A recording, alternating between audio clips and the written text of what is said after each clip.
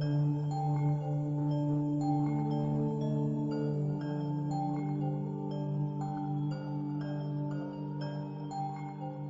विभूति महिमा वर्णन।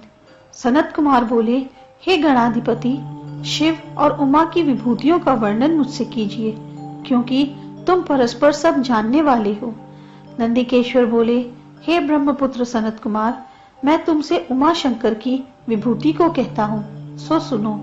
परमात्मा शिव को कहते हैं और पार्वती को शिवा कहते हैं। शिव को परमेश्वर कहते हैं और गौरी को माया कहते हैं।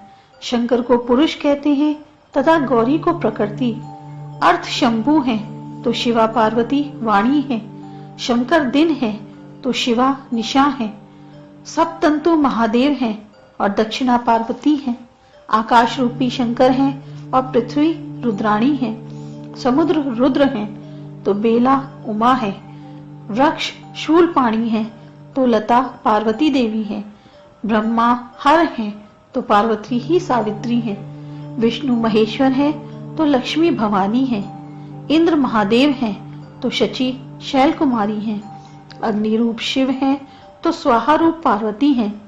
यम शिव है, उनकी प्रिया गिरी पुत्री है। वरुण भगवान रुद्र है तो गौरी सर्वार्थदायिनी है।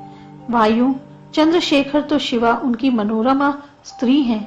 चंद्रशेखर यदि चंद्रमा है तो रुद्राणी रोहिणी है। सूर्य यदि शिव है तो कांता उमा देवी है। शदानंद शिव है तो देवसेना उनकी प्रिय शिवा है। यज्ञेश्वर देव दक्ष है तो उमा प्रसूति है। मनु यदि शंभु है तो उमा शत्रुपा है। भृगु महादेव है तो ख्याति पार्वती है। अर्थात सब पुरुष महेश्वर शंकर के रूप हैं और सब स्त्रियां उमा पार्वती का स्वरूप है। पुल्लिंग के वाचक जितने भी शब्द हैं वे शिव रूप हैं और स्त्रीलिंग के वाचक सभी शब्द उमा पार्वती के रूप हैं। सब उमा महेश्वर रूप जानना चाहिए। पदार्थों की जो शक्ति है वे सब गौरी रूप हैं। 8 प्रकृति भगवती देवी की मूर्ति कही है।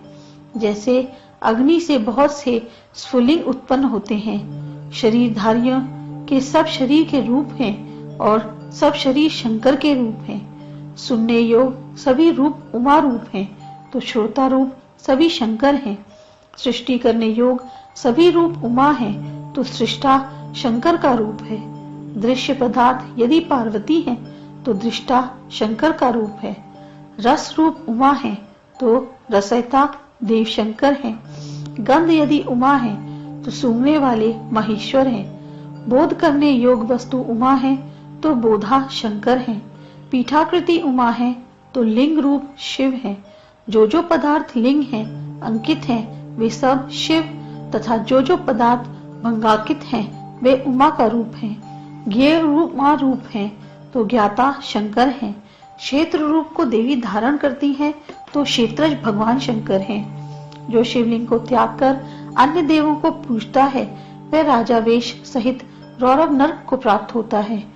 जो राजा शिव का भक्त ना होकर अन्य देवताओं में भक्ति करता है वह ऐसे मानना चाहिए जैसे युवती स्त्री अपने पति को त्याग कर अन्य पुरुष का सेवन करती हो।